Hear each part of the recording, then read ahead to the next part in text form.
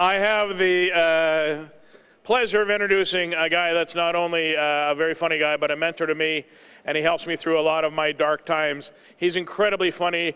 He's been on, he's been on the Carson show, so he's incredibly old, and I love him to bits. Please put your hands together, Mr. John Wing.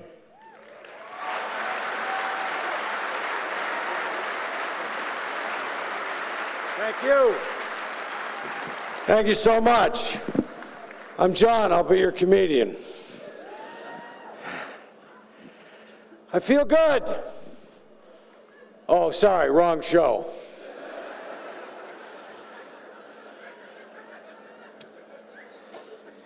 Well, it's nice to be back in Ottawa.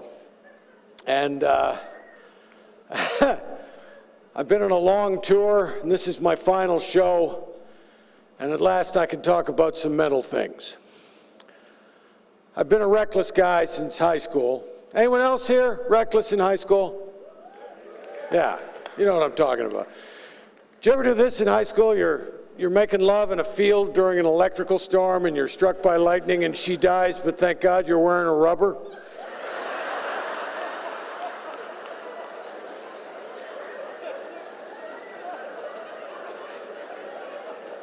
Am I the only guy that happened to?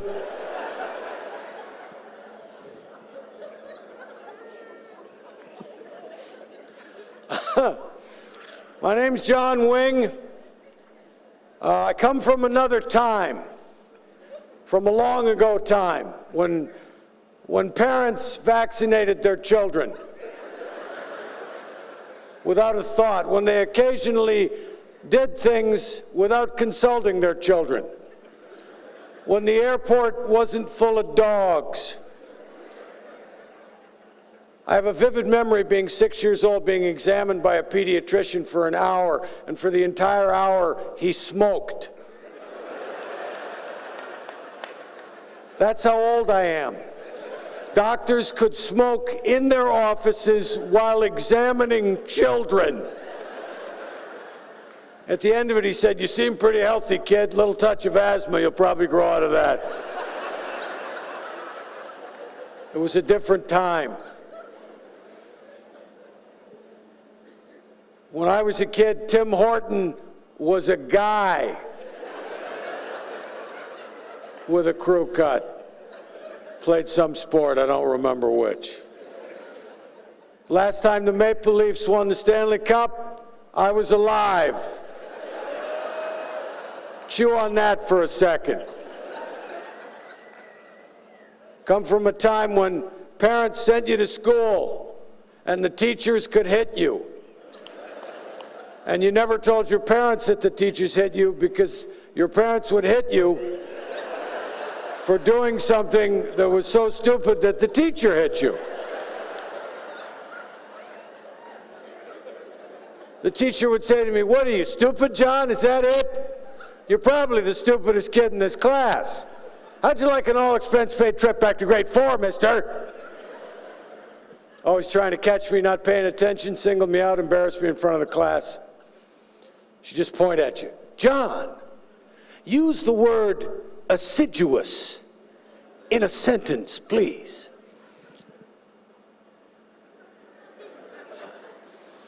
The teacher asked John to use the word assiduous in a sentence.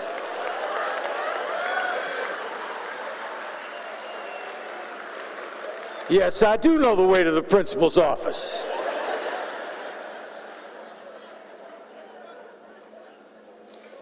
They changed it after I left. No more learning by rote, no more memorization, no more drumming it into the kids. Now they teach math like you decide if spaghetti is ready. They throw stuff at the children and they see if anything sticks. I remember enrolling my daughter in first grade at a Los Angeles public school. They didn't correct spelling in her class, which bothered me because it was a school. Apparently the mission statement had changed. I went to the teacher, I said, I want you to correct my daughter's spelling. And she said, well, we don't do that. I said, what happens when she grows up, tries to apply for a jib?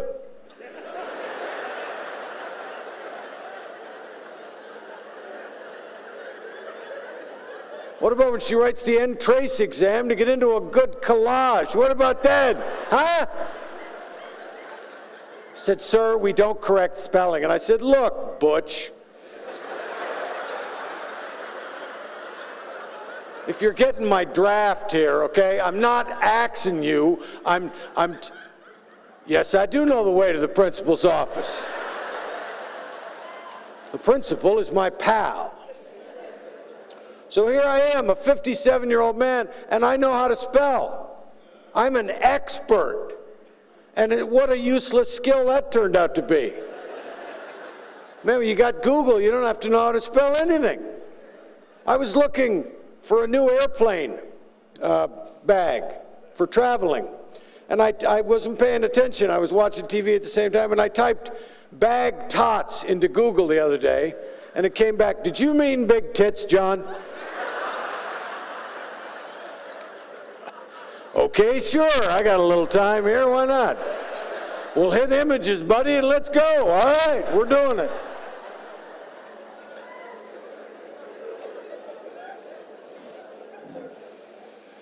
My mental health is pretty good, and only because I was lucky enough to marry the right person. I told both my daughters, when you decide to get married, the best thing you can be is lucky, and the worst thing you can be is unlucky. We're empty nesters now. Empty nesters? Isn't that the best? Especially if you still like each other. First year, you just go around the house singing. Empty nest, man, I'm loving this empty nest. We could do it in the kitchen if we still wanted to. Empty nest, my knees hurt. Let's have some yogurt and go to bed early. As we brush our teeth and put in our night guards, you look sexy in flannel. How about a kiss with no tongue? Mwah. Empty nest. Take your vitamins, empty nest. Yes, it was a year ago, August, my youngest daughter, 19, moved to Nashville, Tennessee. And it was a year ago, November, she came back. Apparently it was too difficult out in the adult world, what with the car we gave her and the apartment we paid for. The constant pressure of the monthly bills I was taking care of proved to be too much for this fragile child. She begged her mother to let her come home. Finally, one night on the phone, her mother said, all right, you can come home, but you're not driving all the way from Nashville to Los Angeles by yourself. And I was sitting there thinking, I wonder who she will be driving back with. Who will be her companion on this journey of shame? So I flew to Nashville, paid off the landlord, packed the car, drove 33 hours back to Los Angeles. Before we left, she said, is it just going to be 3 days of you lecturing me in the car? I said, yeah. And you could have avoided it by never coming back. But that's my generation, right? We left our parents' house. We did not return because our parents were assholes. We hated their guts, and that was their strategy, so when we left, we wouldn't come back. I had some very difficult months my first year in Toronto, my first apartment, but go back and live with those two judgmental pricks, I'll die first. I'll starve in an alley before I live with those people again. But our kids come back. Kids today, it's difficult, I'm sure, being a child. You learn things at a much faster pace now than we did. And the parents are all around. Our parents were not exactly all around. They weren't helicopter parents. Summer days, my mother would give us a glass of orange juice at 8 o'clock and say, all right, get the hell out. Get out of this house. It'll be dark in 13 and a half hours. Come back then, and don't call me. I have a life to live. Go to the park. Remember the park when we were kids? In my town, it was called Sharp Edge Corrugated Steel Apparatus Memorial Park.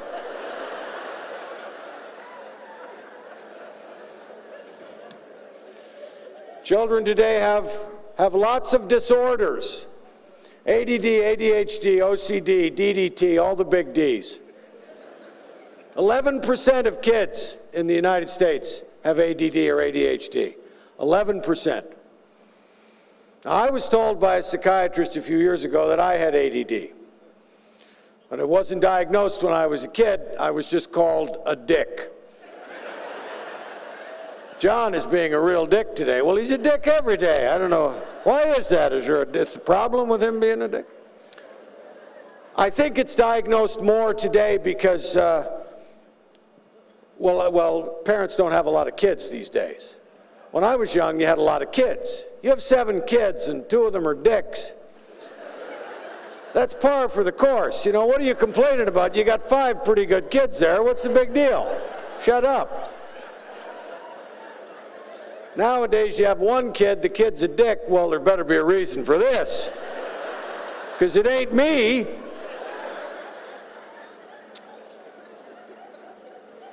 I have a friend. He got divorced when he was 50. He had grown children. And at 52, he started dating a 24-year-old woman. All right, just calm down. All the women are going, oh, that is just awful. I can't believe that. And all the men are going, how'd you manage that? Well, is there a trick to that? What do you do? Anyway, so it must be tiring at 52, dating a 24-year-old. It must be unbelievably tiring. And I'm not talking about sex. I'm talking about having to explain everything that happened before 1990, you know. So he married her when she was 26, and they had a child, and that child is a boy, and that child is 5 years old now. And I went to visit. He owns a farm in Ontario, and we were reasonably near here. And we had a big lunch with family and everything. And after lunch, he said, "Yeah, we're gonna go target shoot." It was right after Halloween. They had pumpkins set up. So I figure we're all going out. I figured some of the adults are going to be shooting. I said I'd come and watch. Not a shooting guy myself. And no, the shooting was my friend and his 5-year-old son. So I stood well back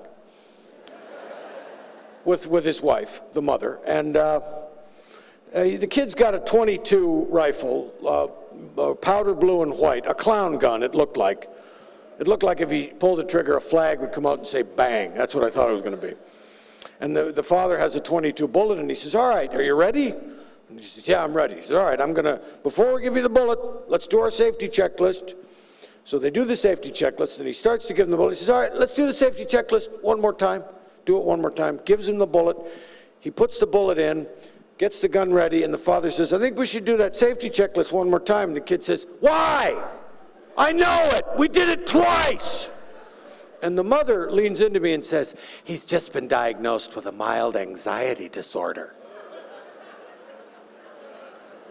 I said, "Was that when you decided to give him a gun?" Christ, when I was 5, my parents wouldn't let me have a permanent marker.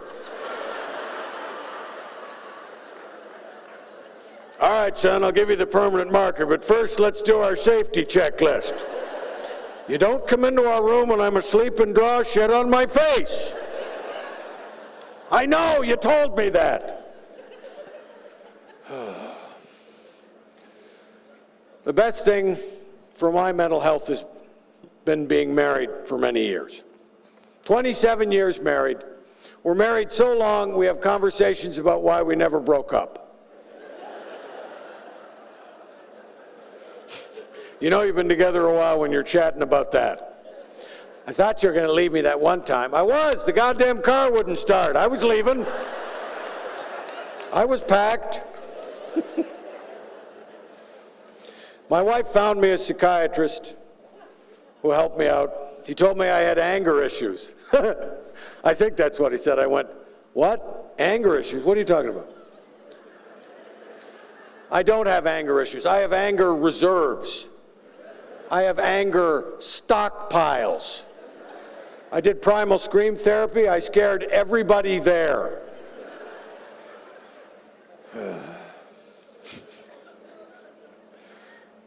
I have perspective problems, is what I have. My wife told me that. Like she and I can look at the same thing, and I won't see what she sees, and apparently that's a problem.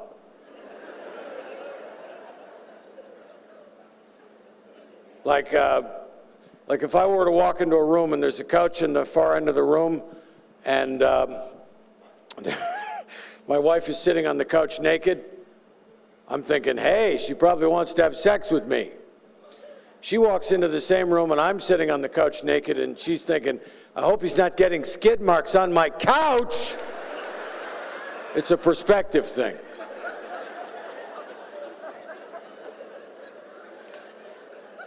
Another great thing about being married is a long time. I'm a little OCD. You know, I own 25 pairs of underwear, all the same color. Yeah. Is it gay that all men's underwear now has another man's name on it? Is that a gay thing? Calvin Klein, Joe Boxer, Ralph Lauren. I'm Tommy Hilfiger's bitch, but you start to wonder about yourself. No, what's great is if my wife wants me to do something now, she tells me to do it. She just tells me. She doesn't assume I'll do it. She doesn't wait for me to do it. She tells me, hey, do it. Thus, it gets done. And if she wants it done a particular way, she tells me exactly what that way is. And I love that, because I love waking up with a lot of assignments given to me at the beginning of the day. It is my favorite thing. My wife is a teacher, and I get up at 6:30 when I'm home to have coffee with her before she leaves for work at 7. And we have our coffee, and just before she leaves for work, she goes out in the backyard and she waters the plants, and that's the last thing she does, and she comes in. I think she's a little OCD too. Anyway, she comes in the other day after watering the plants. This is in LA, and she says, the backyard is full of shit. And I said, it wasn't me. I haven't taken a dump in the backyard in like 5 years since that night you locked me out. Remember, that was a crazy night. So she said, no, I know it wasn't you. It's animals. It's a whole bunch of animals. My God, there's a lot of it. It's disgusting. I have to go to work. You are going to take care of this, aren't you? I am. Yes. You're going to get rid of all of it, and they're not going to come back, whoever they are. Yes, ma'am. Poop inspector number 23 is on the case. So she left, and I went and got my phone, and I went outside, all these little piles of crap, and I took a photo of one of them. I went inside and put it on Facebook, which I admit now was a mistake. I wrote, does anyone know what this is? So there was an hour of it shit. I thought you stopped drinking. It shit. Did she lock you out again? So finally I say, no, I need to know what kind of poop it is. Someone said, oh, you need to get the app. The app, the feces identification app, seriously? So I download the crap app, and I put a picture of the poop on it, and it does its little thing, and it comes back, raccoon droppings. Okay. So I go on Google and I type, how do I stop raccoons from pooping in my backyard? And it comes back, did you mean big tits, John? No. I'm on assignment here. Jesus. So I found out that once raccoons establish your yard as their latrine, it's very difficult to get them out. The only way to get them out is to scare them. You have to frighten them away. So what frightens a raccoon? Oh, my God, there's a product I find on the internet that frightens raccoons. And there's a store 20 miles away that sells it. So I go to the store, and I've gone to a lot of stores. I'm 57. I've ordered a lot of products. But I'd never gone into a store and said, yeah, I'm looking for some coyote piss. I was thinking a quart. He said, oh, it's crystallized, sir. Really? Crystal meth coyote piss. Who cooks for you? That's interesting. All right. So I buy a bottle of crystal meth coyote piss, and I go home and I shovel all the raccoon scat out of the yard and I put it in the garbage. Then I go around the yard like a pixie, spreading crystal coyote piss crystals everywhere at entrance and exit. And I wait, and then that night the raccoons come late, and they say, oh my God, there's coyotes here, and they leave, and they don't do anything. And the next morning, there's nothing in the yard. And the morning after that, still nothing. And my wife says, wow, you did a really good job. And I'm happy for like a whole day. And I'm going out to get my paper that morning, and I see my neighbor, and I wave to him, and he says, hey, my backyard is full of shit.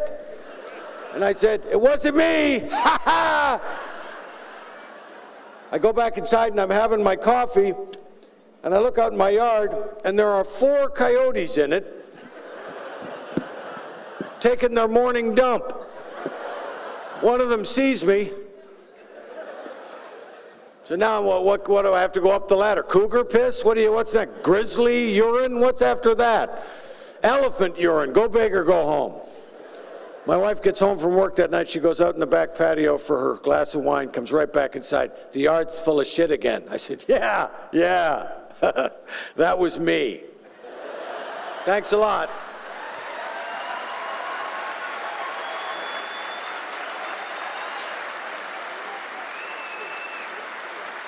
Ladies and gentlemen, my dad, John Wing.